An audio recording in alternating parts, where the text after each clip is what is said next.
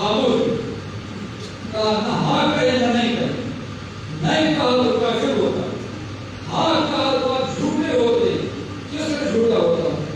خدا کا خوف ہے، کہتے ہیں خدا کا خوف جس کے دل میں ہو کبھی بھی اس سے گناہ نہیں ہوگا، اگر گناہ ہوا فوراً وہ روتا ہے اور چیختا ہے، اللہ سے معافی مانگتا ہے، کھانا کھاتا ہے، بالکل دیوانوں کی طرح ہوتا ہے۔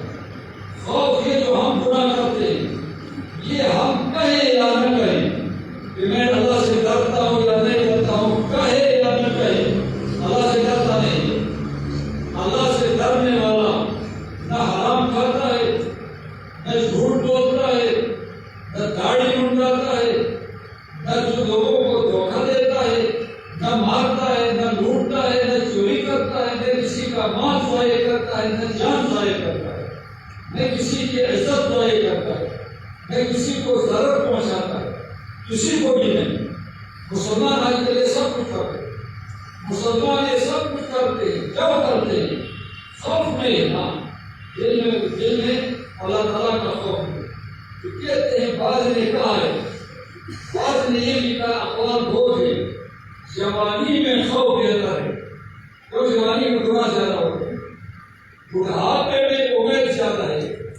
اگر بوڑھا ہوا، بیمار ہوا اور نامید ہوا، یہ اس کی بدقسمتی کی علامت ہے، شقاوت کی علامت ہے، کیونکہ نظر کے وقت میں موت جب قریب ہو اس وقت میں آدمی اللہ سے نامید ہوتا ہے، نامید ہوتا ہے، اللہ پر بدگمانی ہے، اسی طرح معاملہ ہوتا ہے جیسا اللہ پر گمان کیا۔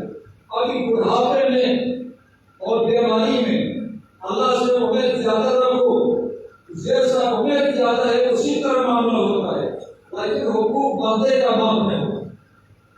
جتنا بھی ڈرو، جتنے بھی امید رکھو، جتنی بھی عبادت کرو، بندے کا حق معاف نہیں ہوگا۔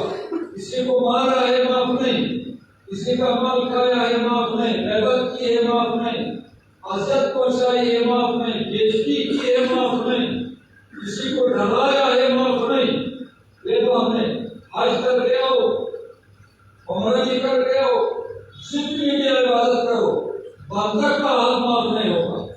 اور گناہ یہ یاد رکھیں، ایک آدمی کہے میں اللہ سے ڈرنے والا ہوں اور گناہ بھی کرتا ہے، وہ جھوٹا ہے۔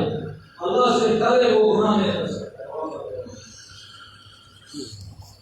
ایک ڈاکٹر صاحب کہتا ہے اگر میں پانی پیے تو چکر آتا ہے، وہ میں بھوک کرتا ہوں تو پانی ساتھ